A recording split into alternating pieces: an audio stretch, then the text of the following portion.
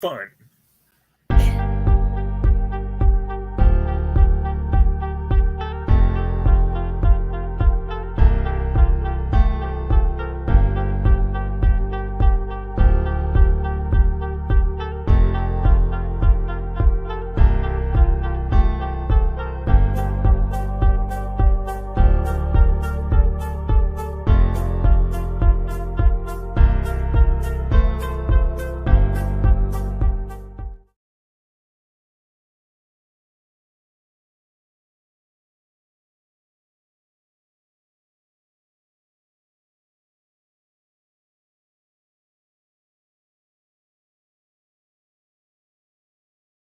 Hey, all right. Welcome, everybody. It is Wednesday, 7 o'clock. Time for Sci-Fi Distilled. Welcome back, Mary Beth, and welcome back, Kent. Didn't we just see you? I'm a bad penny youth. Back. So tonight we are doing the three, well, it's not really three Dune movies. We have two Dune movies and a miniseries. Or a two-part Dune movie, Dune movie and a miniseries. And the Dune and the movie that never was. My question is, why is there so many Dune movies? Because it's that good. Yeah. Okay. We'll leave that up to our guests to decide, so to speak. Yes. You guys welcome Dennis and Martin are already on. So, Mary, before we get started, though, Mary Beth, I think you have some news for us. I have news. Hello, Christopher LaRoche. The Shadow is here. The news. It is 7:01. Time for news. Wednesday, and I don't just mean that's what today is. Wednesday on Netflix gets season 2. Ooh, I love that show. That's it. Netflix has made it official. Jenna, probably they got season 2 because everyone and their brother was doing Jenna Ortega's choreography to either the Cramps Goo Goo Mush or Lady Gaga's Bloody Mary, like on TikTok and Insta Reels and YouTube. You know what was interesting about that is before they released season 1, it was a lot of people, the critics didn't like it. It didn't get very good reviews, but then as this happens quite often when the general public watched it, we all loved it. So, but I mean, this is why I don't. Hey, Willie, nice to see you. Hey, Willie. Going into it, this is meant for like teenage girls. Just know that going in. But it's a show, though. I don't care what it's meant for. I think it's meant for anybody that just wants to. There's not a lot to not like it. Okay, let's moving on with the. Yeah, exactly. Moving on with the news. The Renfield trailer, whatever it is. It's a vampire comedy with Nick Cage. Why should I people are going gaga over this? I don't know why I should know it or like it. It releases April 14th, 2023. The only other vampire, and this isn't about the vampire, it's about the vampire's assistant. The only other vampire comedy about his assistant that I know is 2009's Cirque du Freak. The vampire's assistant, which is a really cute little. There's been that character has been made comical in other, not necessarily a whole series or movie, but I guess I'm not when they've done comical vampire movies, Renfield always ends up being okay. Well, someone can clue me in later.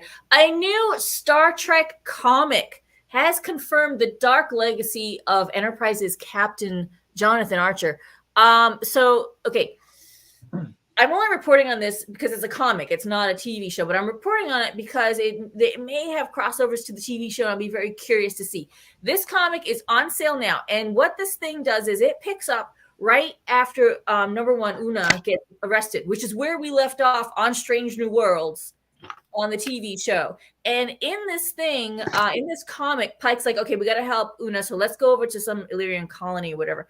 And when they get there, I guess Spock is like, hey, man, just so you know, before you beam down real quick, about 100 years ago, Jonathan Archer stole one of their warp coils. Okay, good luck. Bye. Energize and sends them down. So I'd be very, very curious to see if any of this makes it into the live action show.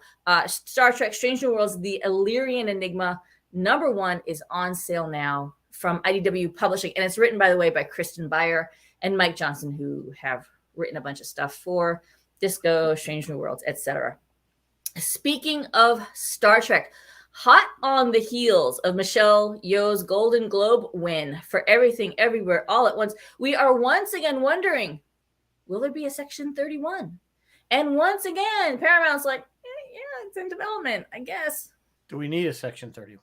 I mean, at this point, here's the thing: is since her gig as JoJo, this woman has done everything everywhere and won a prize for it. Yeah, she's exploded. She's doing everything. She did The Witcher Blood Origins. She did Shang-Chi and the Ten Rings from Marvel. Yep. She did School for Good and Evil. Like, she's doing all this stuff.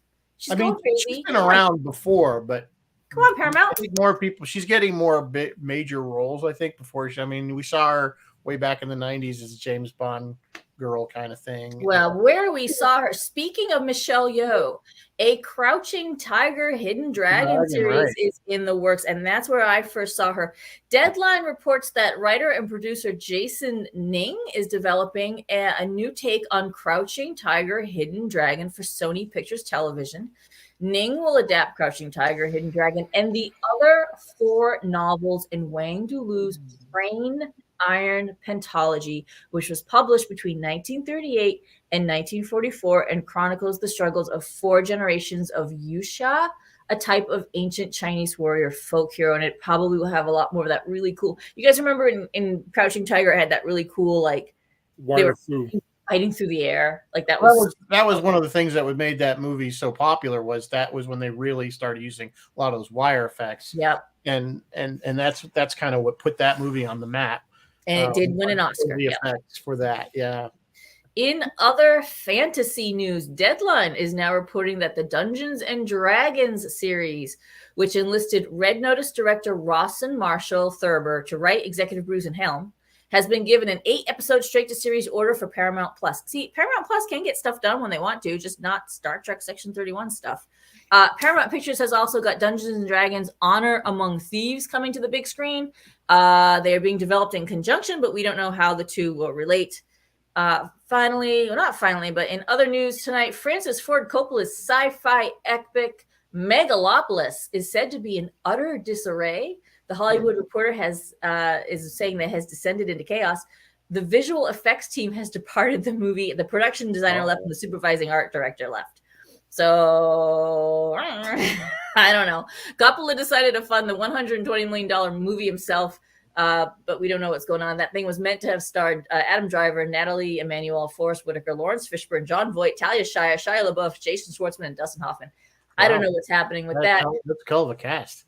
It should be an interesting movie if it gets made. Ant-Man and Wasp Quantumania trailer dropped over in the UK.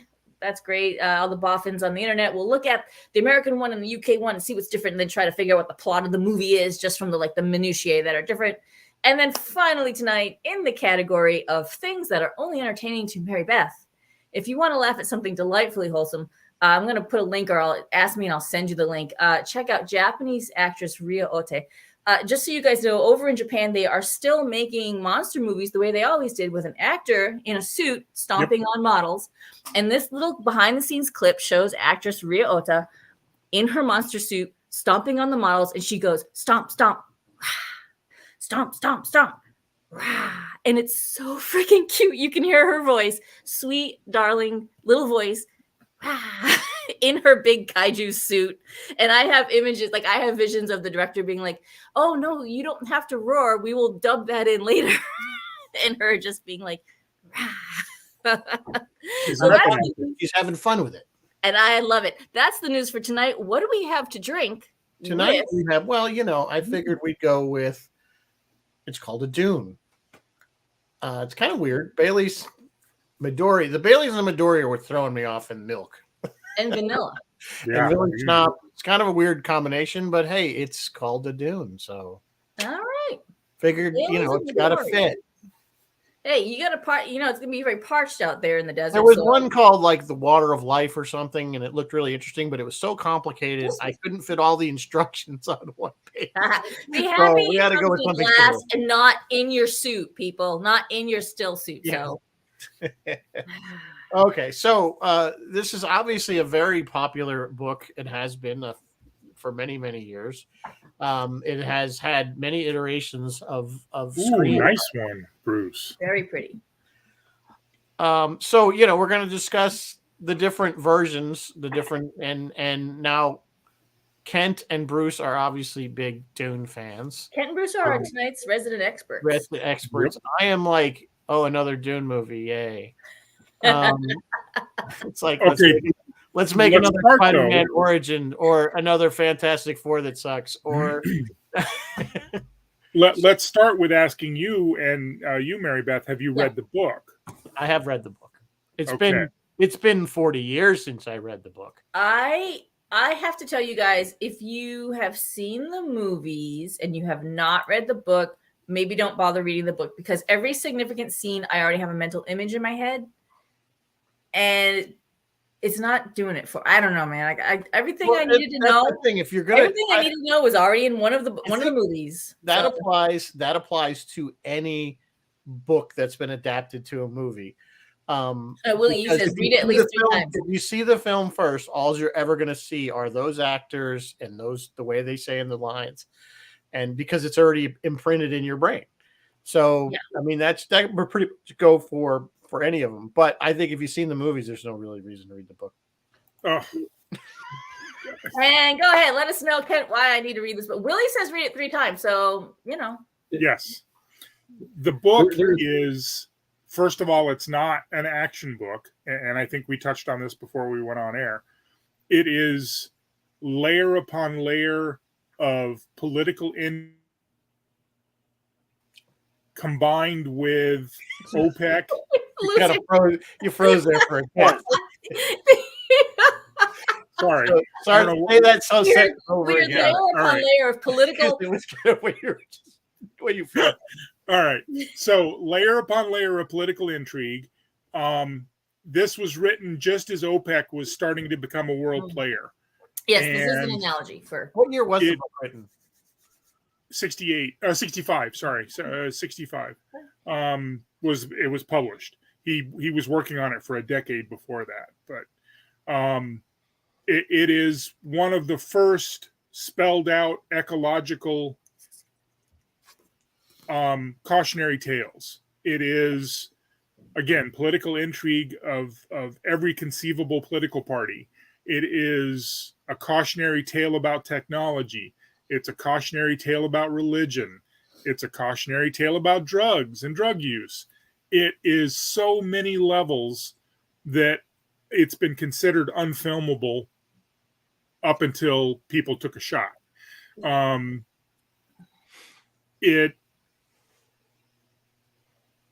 I won't say single-handedly, but it was definitely responsible for me getting into the study of political science.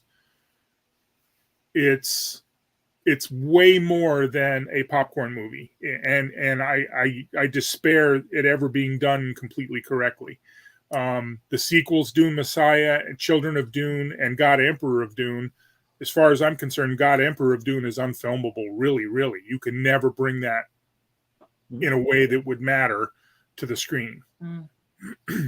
Doc E was just saying the movies try and cannot capture the multi-layers and the inner life of the characters, especially Paul. And Doc, right before the show started, we were chatting, and I was saying that I didn't feel that the movies did a good job at all of explaining what was happening to Paul. Like, you understand when you read the movie, you understand what's happening to Paul, but the movies don't clarify that, I don't think. But maybe discuss.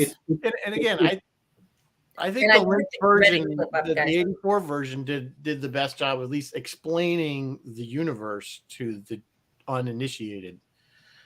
To me, I felt like it gave more background as to what the whole universe was about, whereas I think the other films, the current one, didn't do that. That's just my. I mean, it's interesting, and what Kent said is right. I mean, there's so many layers in this book, and the political intrigue. But it's also in some ways very right wing. People always look at this as this very left wing book, ecology and stuff like that. But they very, very clearly say that people can't separate from their environment. And if you become too soft, it's not gonna go well. What Paul puts them on is a very, very hard road. And the easy way is not the way that leads to ultimate survival. So it's very interesting that way. There's just so many layers, and yeah, in a 2-hour film, you maybe can get one or two of these messages across. You just can't get the entirety of it. It is so intricate and such.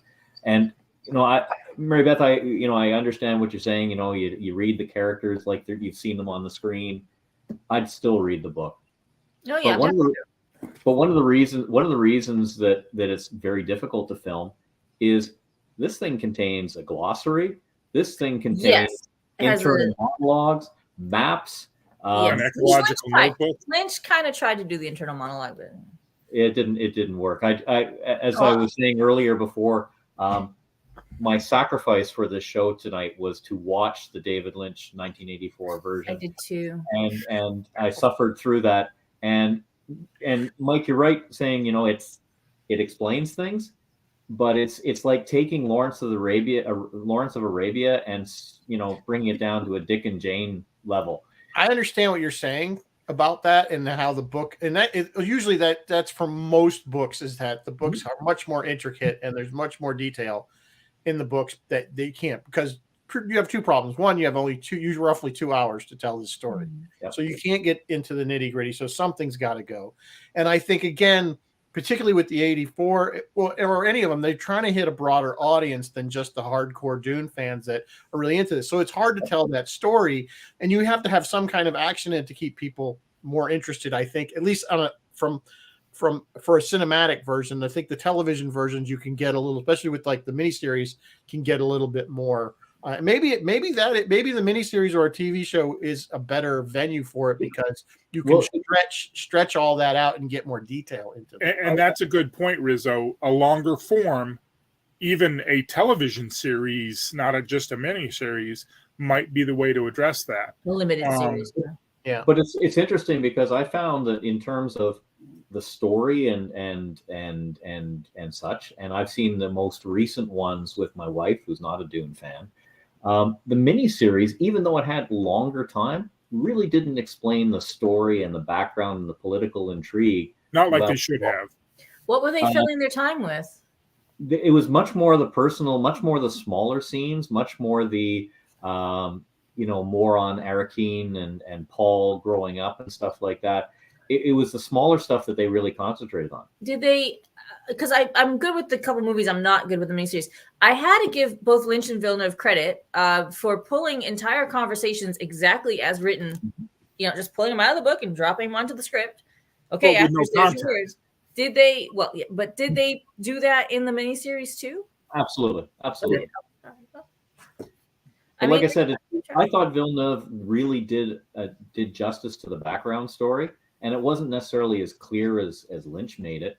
But it was brought out in a way that you didn't feel like it was being spoon-fed in like I said, in the Lynch version. But it came out in a way that was natural, and it didn't feel like, well, now you've spoiled the whole plot. Because in the book, this is things that are discovered, that, oh, look, the Emperor is actually involved in this. Oh, look, it's actually a much bigger scheme to try and rid the Emperor of these two annoying houses. Yep. Yeah, interesting. So again, getting back, so a long form would also be able to, there's a lot of backstory or things, like you said, going on in these people's heads. And I think you could be able to kind of tell that story more detail than you could. Like I said, the movie, you just don't have enough time to cover this in 2 hours. And it goes for a lot of books that are complex. Oh, This book is very complex. Stuff gets dropped. It's not an, I don't want to say it's a difficult read, but it's not a read that it's like, oh, you just rip through it. And like Willie said, you got to read it like 3 times. To really through it, but so, it's just a very complex story. And it's just not, you're right, it's just not easy to tell visually. I think it's just very complicated. And I think from a screenwriter perspective, it probably was quite a challenge to do it as best they could. And obviously they think there's a market for it because they keep making these things. Keep doing it, yeah. Yeah, because they've got, like you guys said, they've got the layers of politics, layers of religion, layers of the metaphysical. And I had said, this for years, I always said that Foundation, such a great book by Asimov, never could make it into a TV movie. It doesn't. And the TV show series was good, but it really wasn't the book. It wasn't Foundation. No. Yeah. One of the things I've said, one of my life's goals is, if I got a time machine, everybody has different things that they would do with a time machine. Go back and tell yourself what mistakes not to make. I would go back in time. I would buy about 20 copies of this, go back to 1980 and hand them out to Dina De Laurentiis and Lynch and a bunch of them and say, please read it. Well, can we touch on, or You're touch assuming on? they didn't. I know think they they did. I didn't. think everyone read Yeah, it. we know they didn't. I don't know. I want to touch on, because Phil was like, you guys going to do the Jodorowsky version. And I was like, oh, haha, there is no Jodorowsky version. But there kind of sort of is. So the very weird filmmaker, Alejandro Jodorowsky, he's Chilean French. He did El Topo and he did a couple of other stuff. El Topo is an acid Western. Like, it's some weird out there stuff. He was going to do Dune. And if you guys are into Dune or you're interested, go check out. There is a documentary on how it didn't come to pass, but it talks about who he pulled together to do this. And it talks H.R. about Giger. So it's interesting. They made a documentary Dan about a O'Bannon, film about that how didn't they happen. They made a couldn't documentary make about a this film that didn't why happen. they could- It was Dan O'Bannon, Chris Goss, Giger, whatever his name is, a bunch of guys. And it didn't happen. But if he hadn't attempted Dune, we never would have Alien, because it's the same crew that did Alien. Yep. And then this was 1974. We might not have had a few things from Star Wars, because some of the things from Star Wars were pulled right. He has his hand drawn storyboard in book form. It's massive. It's about this big, like this, and he opens it wide this way, and you read it across, and it's the storyboard for the entire movie. And some of his shots have come to life on the big screen, just not in his movie Dune. Like, some of his stuff have all come to pass. And he wanted to do things that the technology wasn't there back in the day. He saw 2001, and he's like, yes, Douglas Trumbull. And he came to America, and he got an appointment with Douglas Trumbull, and he met Doug Trumbull, and Doug Trumbull was like, we can't do this. We can't do this. And then he saw Dan O'Bannon, because Dan O'Bannon had just did, can't remember, one of them, something out there, space something. And he's like, yeah, this guy. And so he got him. O'Bannon worked on Dark Star, I think. Dark Star, that's what it was. It was Dark Star. Yep. He had seen Dark Star. He's like, who's this guy? Dan O'Bannon. So he went and got Dan O'Bannon. But if it hadn't been for that, like, he put together a phenomenal, if you guys are curious who's going to play what part, I can let you know that stuff too. He put together this phenomenal crew, and he got it right. And then they just didn't. They just couldn't get the funding. No Hollywood studio believed in his vision or would let him do it. But he if it hadn't been for that movie that didn't happen, so many other movies never would have happened. It's phenomenal. I highly recommend this documentary. It's called Jodorowsky's Dune. Go check it out. Alejandro Jodorowsky, Jodorowsky.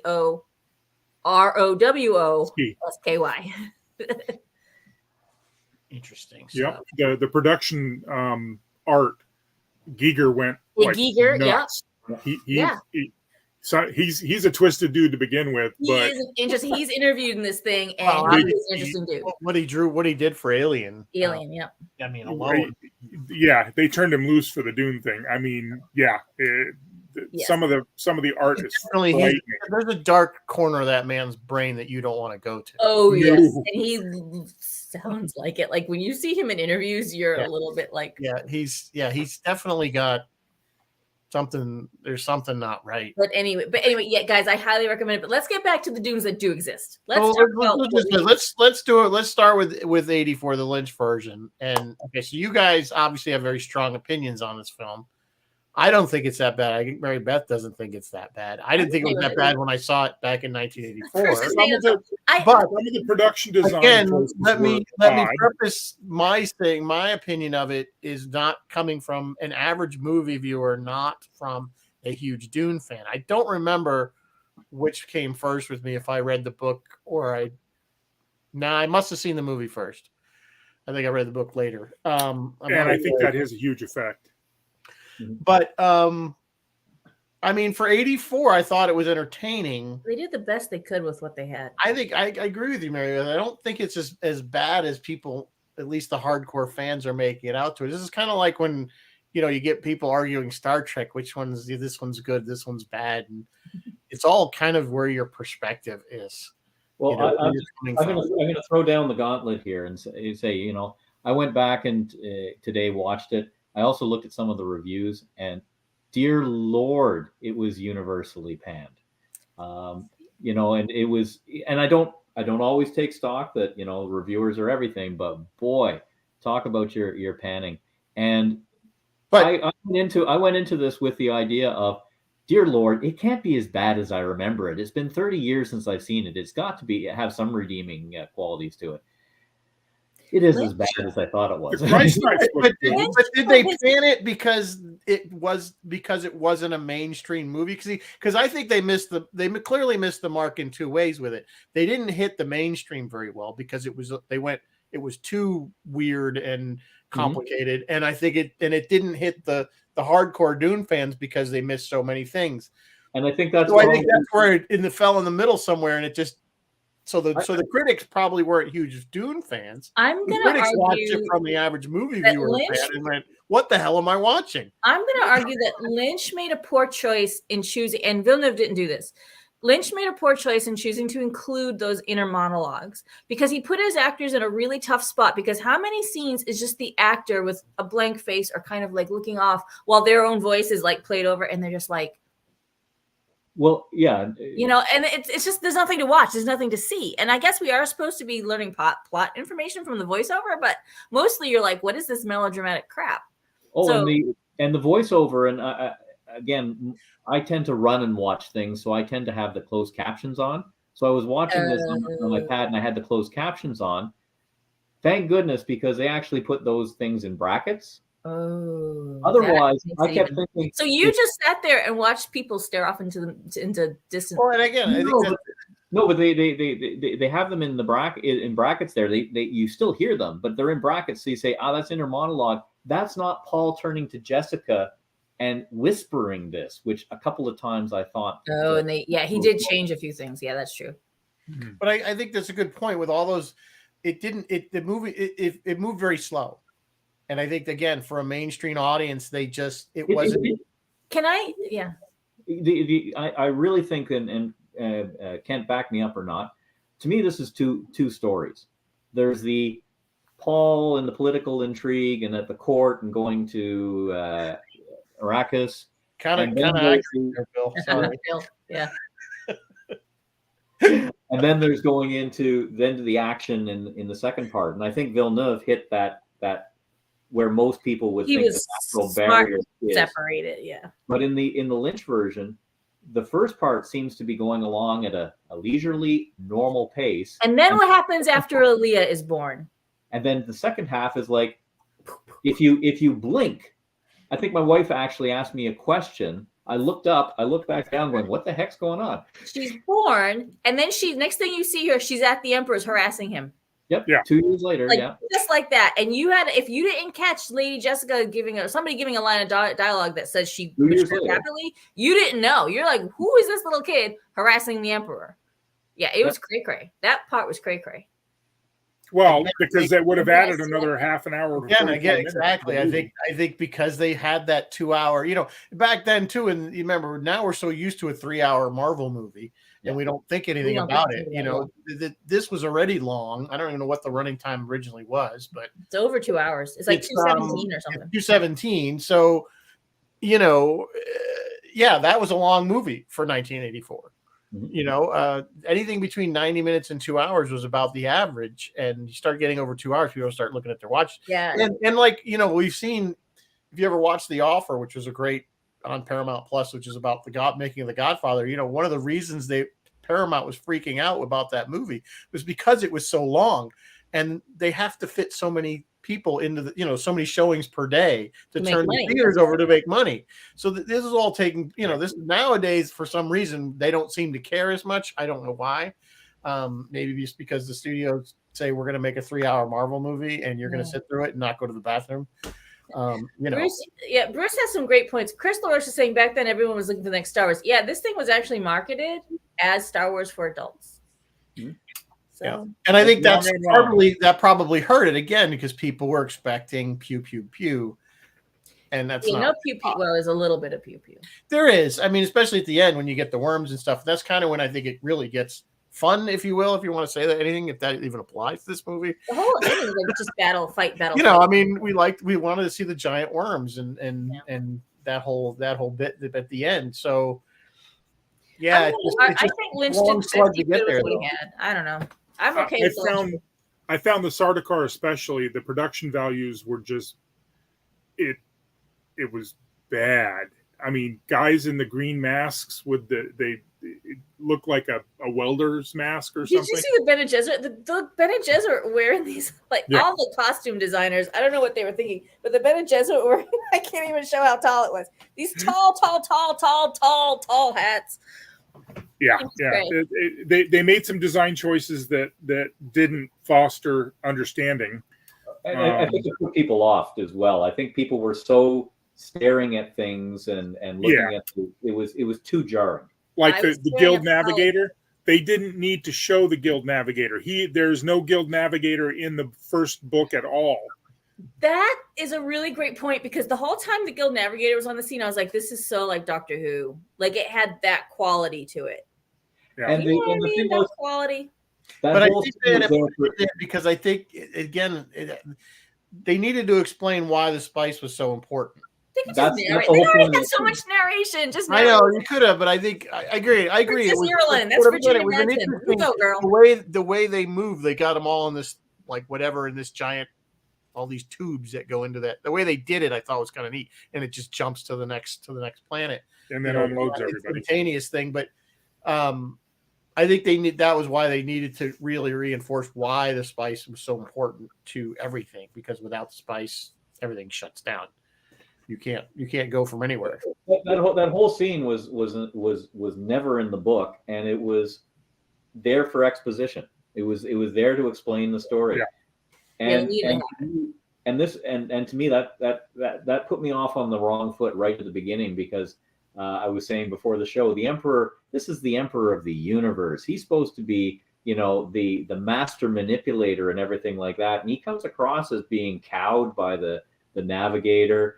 And the explanation is very, very quick. And Yeah. I'm going to explain my plan to you and everybody in the room. And the Bene Gesserit. Oh no, she got dismissed. So She got dismissed. because I know you think the Emperor was the master manipulator, but I actually think the Bene Gesserit They are the master manipulators. They absolutely are, and they're going contrary to what the emperor wants. But the other thing is, the Bene Gesserit don't have telepathy, and don't put her out in the hallway. We don't want her around. Yeah. And then she listens in through But her both movies showed that, or was it that hand spider creature thing that told her what? No, they dismissed that. She had a way of hearing. Both movies gave her a way of hearing. Bene Gesserit are master readers of people. Yeah, they can read the slightest twitch of your left eyebrow and read into it a great deal about what you're thinking and what you're doing and how truthful you're being. They call them truth sayers. The whole reason that Only one category of them are truth sayers. There's other categories of them. Okay, yes, but all the high level Bene Gesserit are all truth sayers. You can't lie to them. Sort of. All the high level emperors and house heads have a Bene Gesserit truth sayer. Right, but I'm saying all the upper echelon of the Bene Gesserit are all truth sayers. You can't lie to them. They know what you're thinking and they know that you're lying to them. That's why the emperor has one around to advise him when somebody's lying to him.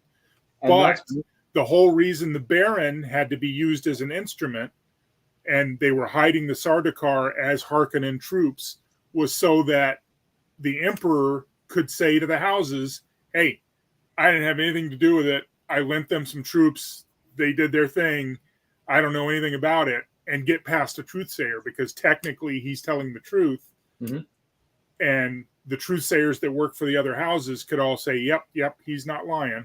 So the Bene Gesserit are wound into all of the great houses. They have married their daughters off into the great houses on a number of occasions, Jessica being one of them. Margot Finring, Countess Finring is another one. Wellington Yui's wife was Bene Gesserit. Was a Bene Gesserit. Yeah. So they're scattered throughout society, and they're all working for this secret plan to produce a male Bene Gesserit, and nobody else knows they're doing that. everybody else thinks, hey, they're useful. They can tell when people are lying. They are aiding our society in a number of ways. They're very educational. They set up schools everywhere to educate the natives. And at the same time, they're working on this master plan to create the supreme being, and almost pulled it off within a generation. They missed it by one generation, sort of, kind of. Anyway, read the book, you'll get that. But we get Jessica and Paul and all Yeah. that. So But the actual thing is, and this sort of goes to my comment about the films, the one character that none of the films have really gotten right is Jessica. yes, Because they throw her into this damsel in distress mode, and she is a fully trained. In fact, the Reverend Mother says, this was one of my best students. This was my top student. She needs to be in control the entire time. Yep. She should be they're so lethal. They can move a single muscle if they need to. You ever thought about how hard it is to move just one muscle in your finger? It's impossible. You and I could never do it. They do it. They practice it all the time. So if they need to move one single muscle to kill you, they can do that. They can read you. They know what you're going to do before you do it, because you're broadcasting it from your body the entire time. If you glance to the left, they know you're going to move left because they already read your face and saw what you were going to do. They in a lot of cases, they have implanted voice controls in people. They can say a single syllable or a couple of phrases and make you freeze rigid in shock, and then do whatever they want to you while you're shocked. I mean, they are master secret agents, and Jessica's at the peak of that performance, and they never address it. So, all right. We've talked about what you guys don't like about this film. Yeah. Is there anything that you do like about this film? The design of the Christ knife, I think they got. Sorry, go. The design of the Christ knife in the Lynch movie was pretty good. I like it better than the ones that we've seen in the Villeneuve movie. But the Villeneuve one actually looked like the teeth, so it kind of worked. Think about how big those teeth are. So you have to carve them down. Yeah, it's only like the tip of the teeth, or something. No, the still suits have been looking good in both movies. You buy that's a system that will retain your water and you get to drink out of it. The ornithopters in the Villeneuve were done very well. They're supposed to flap like birds. Yeah. That never showed up at all in the Lynch movie. Yeah, the ornithopters were wrong in the Lynch movie. I'll give you that. They're a box. Yeah. Well, I wonder if that again was a sign of a production choice. And the limitations of the limitations of technology. Although, I was watching Jessica and Paul crash in the ornithopter, and I think they were auto rotating, and I don't think those wings would auto rotate. They could glide maybe, but I don't think they would auto rotate. No. But the Lynch one certainly, I think a lot of their design choices has influenced more recent movies and stuff. So I applaud their design choices. I think their choice of Duncan Idaho was much better than Jason Momoa. I did not buy Jason Momoa as a grizzled soldier, master SEAL type person. Do you see him as king of the ocean?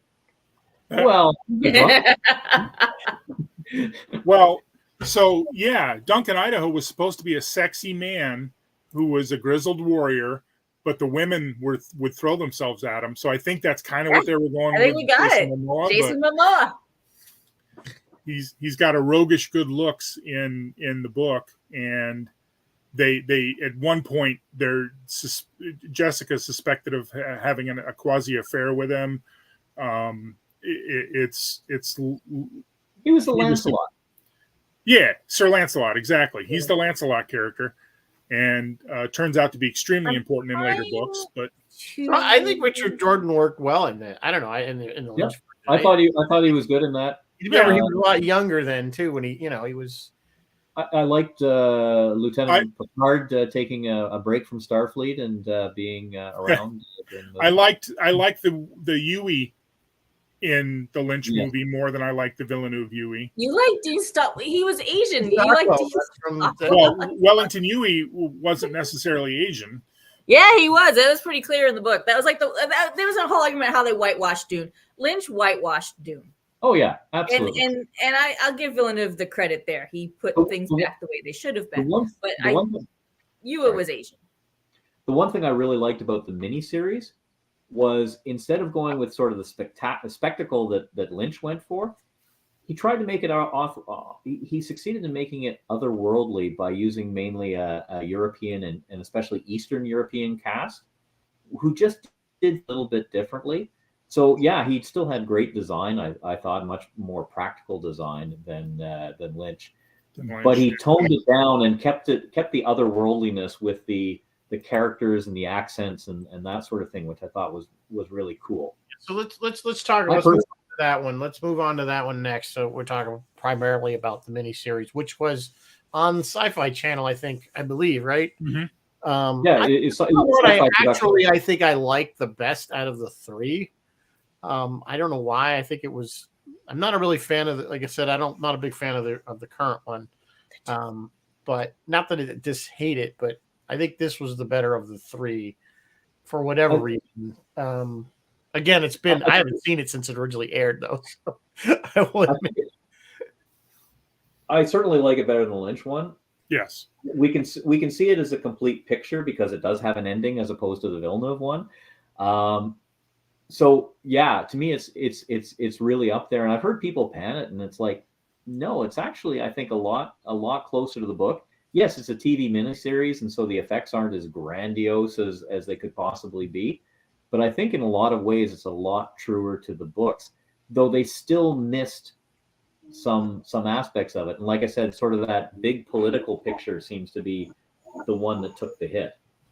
I don't know, Kent. What do you think? Yeah, I would agree with that. And like I said, for me, that's the guts of the book. The whole fact that Paul and his family are trapped by their circumstances.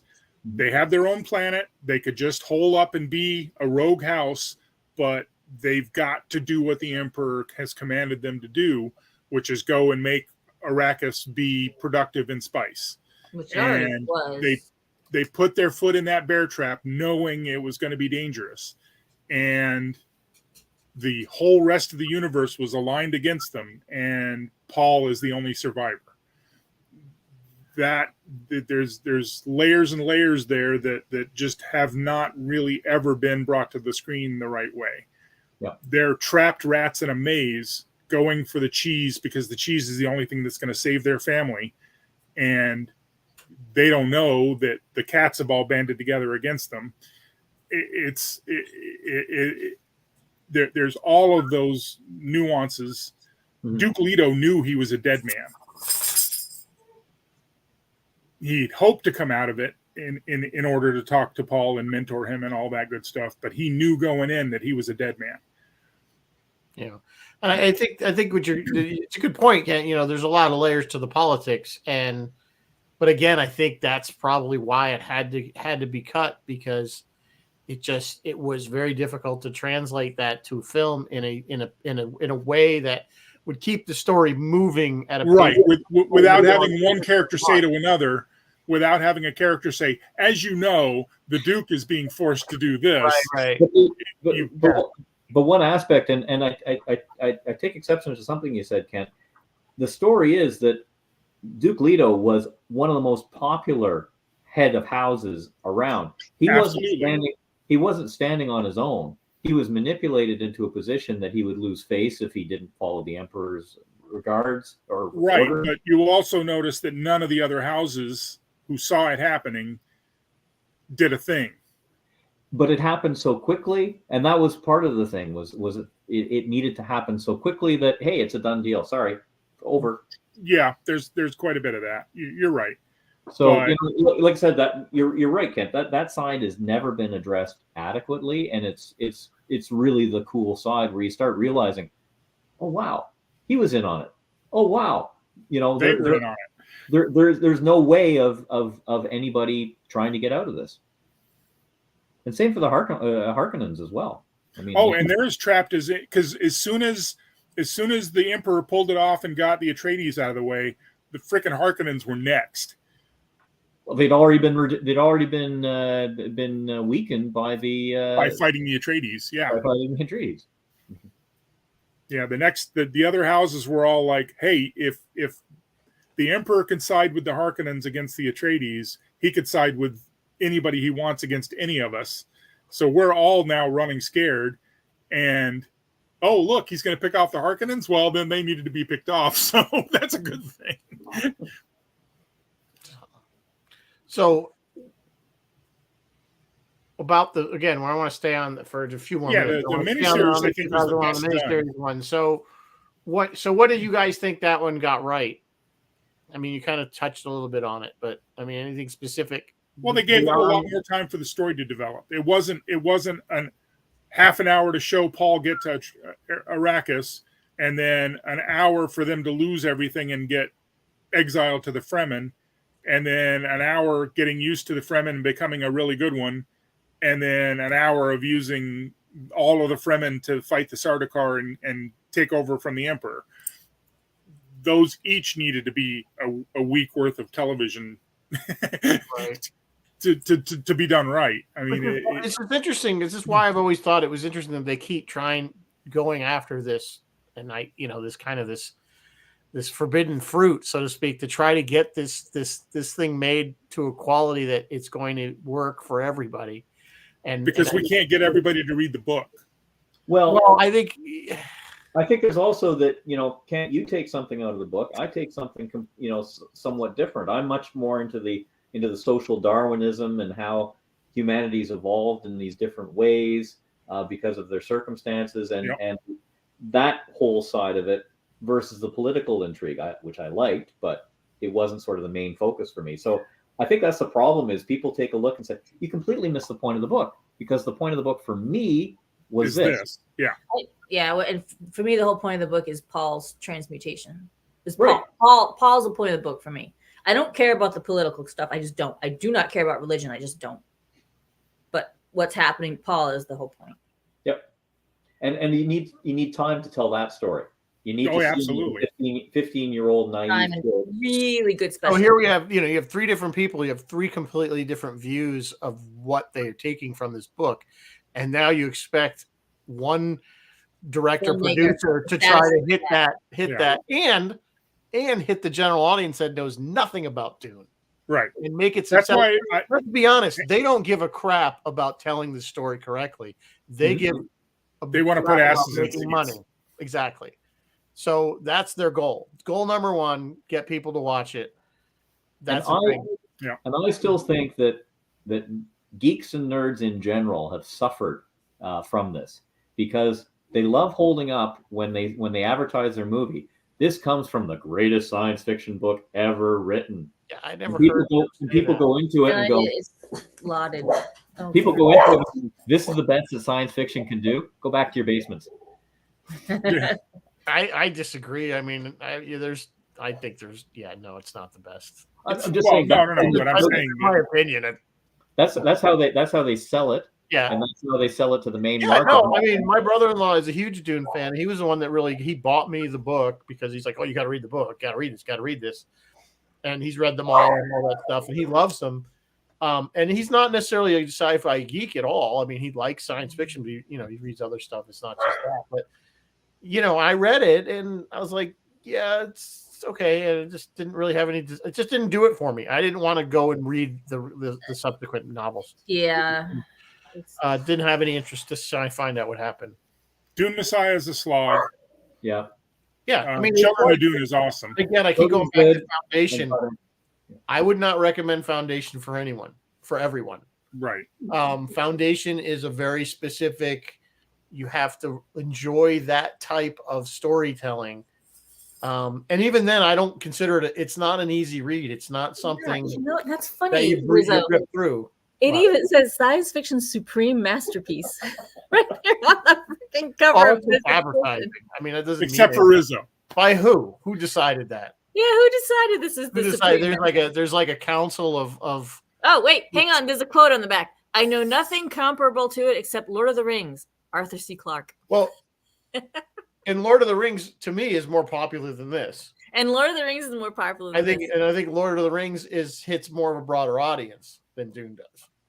Because the movie was done pretty well. Movies was But done the pretty movies well. were much after. The Lord of the Rings was. I knew people. Dry. There was It's Fairfield desert University dry. had a whole class, a 3-credit class on Lord of the Rings. Mhm. A whole Mhm. class on 3 books.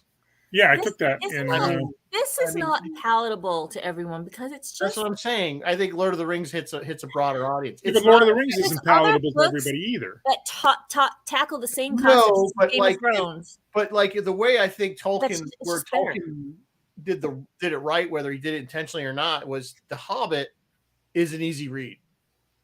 Okay, if you like it, I read that as a kid, and I love The Hobbit, and I ripped Right. through it. When you got to Lord of the Rings, it slows down a little bit. It's more of a little more slug to get through what's going on. But you've already had that foundation of The Hobbit, so it's like, okay, I want to find out. You know what's going on because you know this universe already. So we need a Paul in grade school primer There you go. to get you hooked on the Dune universe. He's And like then- a Dune pop-up book. right, The right. Dune pop-up book. With Your the friend, the sandworm. sandworm. The sandworm popping up. All right, let's do All right, political. let's do the last one. Let's say we got 10 minutes left. So, all right, so the current one with Zendaya and whoever the hell Timothy else. Chalamet. I like it. I like the fact that they're finally giving Chani some of her due, because she's a very powerful character in the book, along with Jessica, and the movies have not shown that at all to this point. I mean, Chani she's the power behind Paul, She will. and they haven't shown that in any respect. So I have high hopes for the second half of this one when it comes out. I think those that don't know, this is only like the first half of the story. Yeah, the first half of the first book. Yeah, right. I have high hopes for her character in the second one. I think they picked a good actress to do it. I like the characterizations they have so far. I like the casting so far. Paul's got a lot of growing. But I gotta agree. I'm not sure on Jason as Duncan. Yeah, Duncan Idaho, but he's dead now. Jason, don't get me wrong. I think he's good in the stuff that he's been in. But I don't know if he was the correct pick for this role. Didn't hate him. I like this Duncan. This one I do like this version. I think this one hits the mainstream the most. I want to say, believe it or not, I think if people watch it, even if you've never read it, you probably can understand what's going on mostly. Right. You may need some clarification. Better than the Lynch thing. Better than the Lynch thing. Although I understood what was going on. The hard thing to judge about this is we haven't seen the end, and right. It launched really well. It could go thundering in, or it could come for a very graceful landing. So it's difficult. I mean, I thought the miniseries really did a nice arc of beginning, middle, and end. This one seems to have a good beginning. The casting seems to be good. The so far so good, but we could come to a cliff. I don't know. So this is a good. The current one doesn't explain; it just shows the action. That's why it's done well. I agree with you there, Bill. You're right, because this is the one I thought that they did the least explaining of the universe. Actually, I would disagree, because I would think the miniseries actually did the least explaining of it. They sort of glossed over that part. This one did it in such a way that it didn't feel like exhibition. I don't know how they did it. I'd have to go back and look at the script, but they did it in such a manner that you got the information. Some of it was Paul reading about Arrakis before he on Caladan. They showed a lot more Caladan in this one, and a lot of it was Paul not reading. He wasn't reading. He had that projector thing, and it projected information, and he was learning. So we kind of got exposition that way. Yeah, one of the best scenes I think in recent time for exhibition was in the beginning of Serenity. If you knew nothing about the Firefly universe, there's the little scene there where they're sitting around and they get the explanation. The Earth was used up. Yeah, and you have to do that. Why did they? And it came across as a dramatic scene. It was really just mainly exhibition. Which you notice, it's funny if you watch the DVDs, they cut all that out. It's not in there. Did they really? I thought they did. I think it's still there.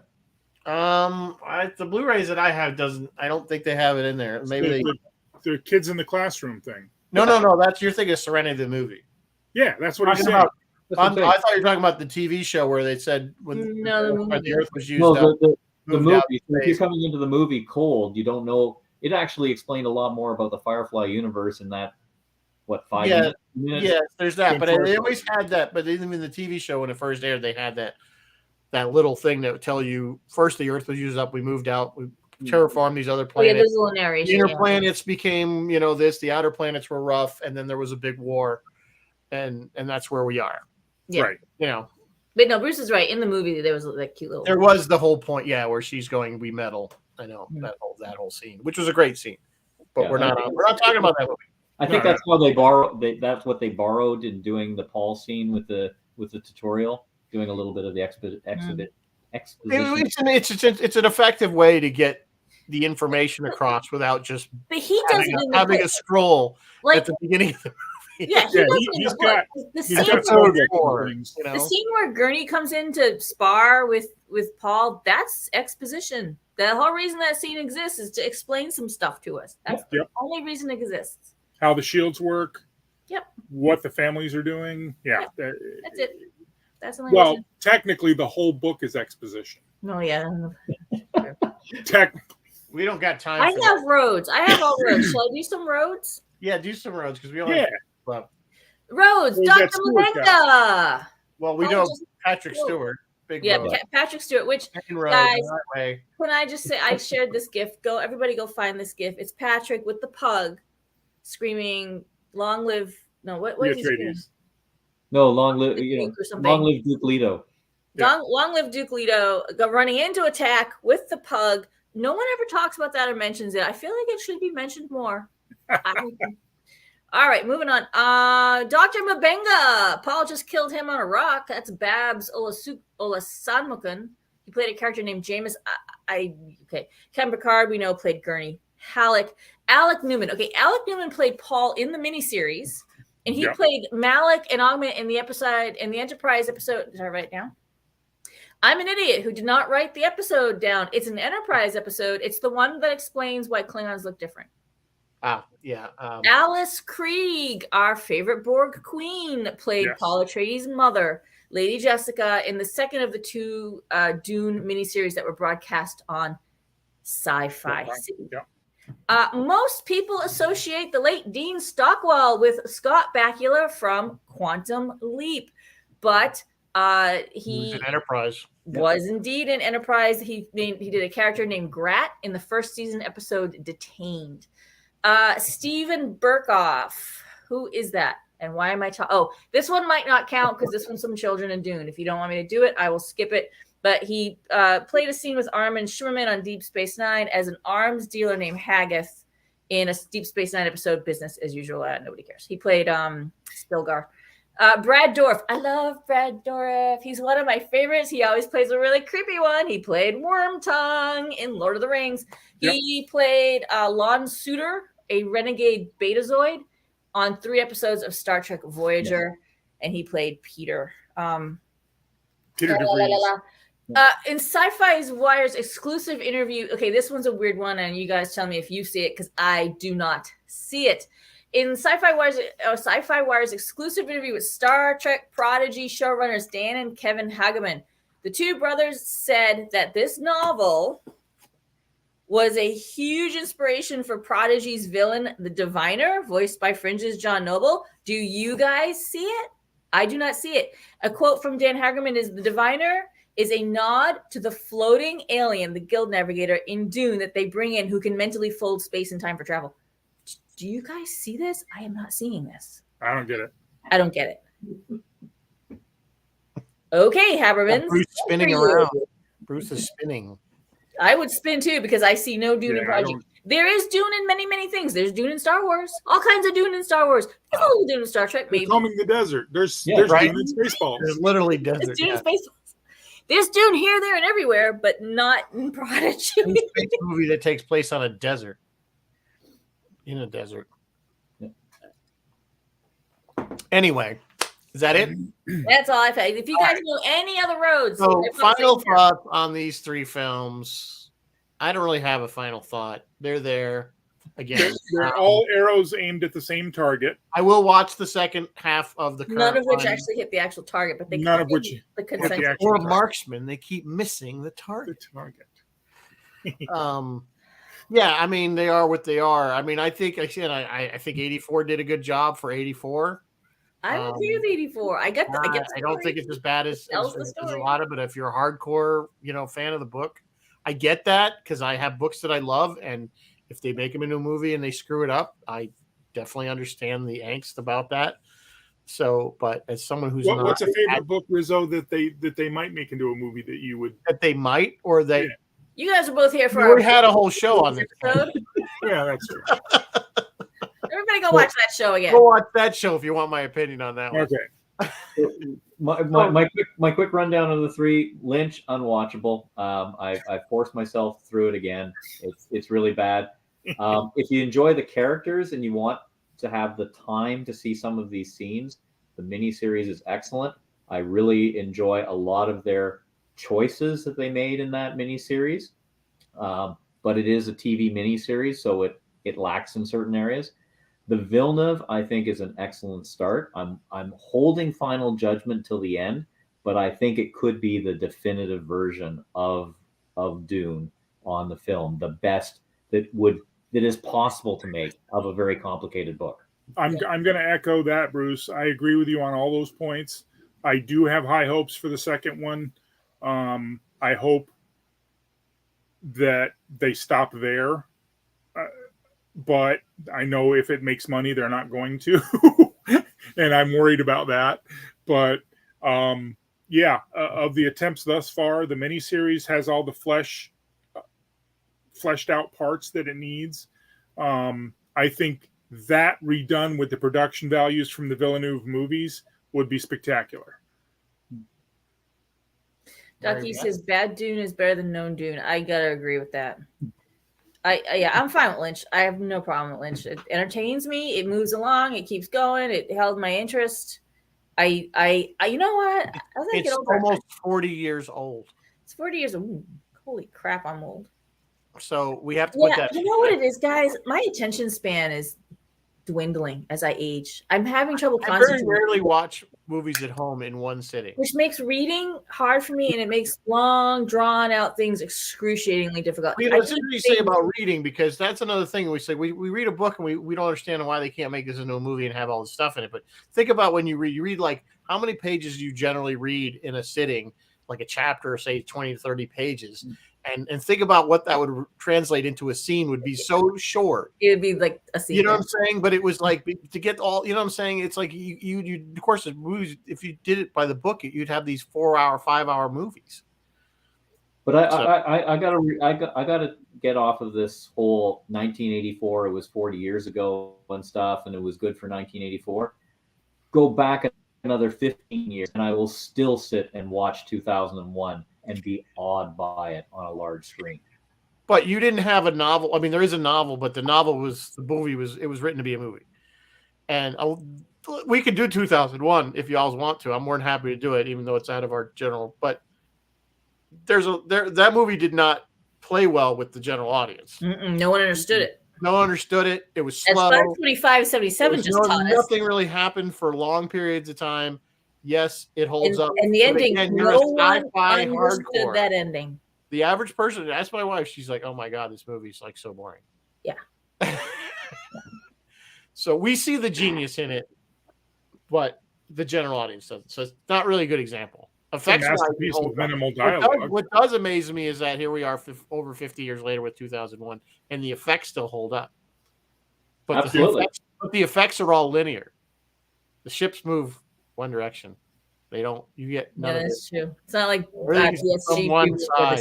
Anyway, we could do that if you guys want to. Coming up. That's coming up. Phil I asked Phil if he had anything coming up. He never answered me. Roy, this Friday is Friday the 13th. Those of you who are into lucky and unlucky and whatever. And the Mega Millions is up to like 1.3 billion. So on Friday, the unlucky It's on 13th, Friday the 13th. everybody go buy your Mega Millions ticket. Roy is doing the original Freaky Friday, which was 1976 or something with Jodie Foster. Check that out on Roy's Tie-Dye Sci-Fi. And Rizzo, what do we have coming up We are next doing week? actually. This is one of my favorite films. One of it's the 1996 is The Phantom with Billy The Zane and Phantom. Treat Williams and Christy Swanson, and our good friend Chris Loach is going to join us. Yes, Nice. Chris One of Roach his will be films. here. So, Oh, so my yeah, God, so I'm really yeah. looking forward to this one. I don't know why we haven't done it sooner. It is one of the movies I really enjoyed it. I remember seeing it in the theater. I loved it then. I still like it. I've seen it many times since then. This is kind of ranks right in the same genre as The Rocketeer. A lot of same feel to it. So anyway, we're gonna do that. So we'll see Chris. Remember, Chris was here for The Rocketeer. Yes, Chris did So, here with us. Chris It was over a year ago now. So Chris coming back now that he's all retired, and he doesn't have to. We don't have. It's just he can't There's wait. one So anyway, that Francis Ford Coppola Megalopolis is going to be sort of like Metropolis.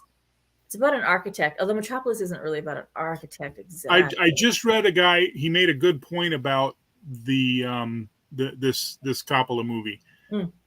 If you can get 5 people to put in $20 million, then you can get 5 million people to spend $20 to see it. Of course, and that's what movies do. That's Right.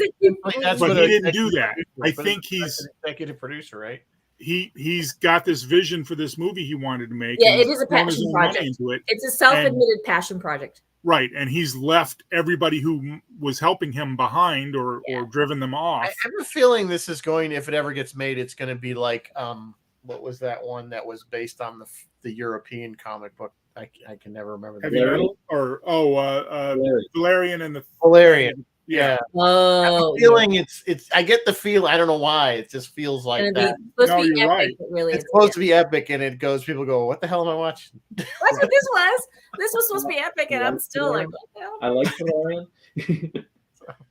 All right, it's way after 8:00. I don't want to keep you guys or our guests or anybody who's watching because hey, an hour of us is more than enough. So we will see you next week, guys. Thanks for joining us. Always a good discussion. Live long and prosper. The spice must flow. Spice must flow. The sleeper has awakened. Good night, folks.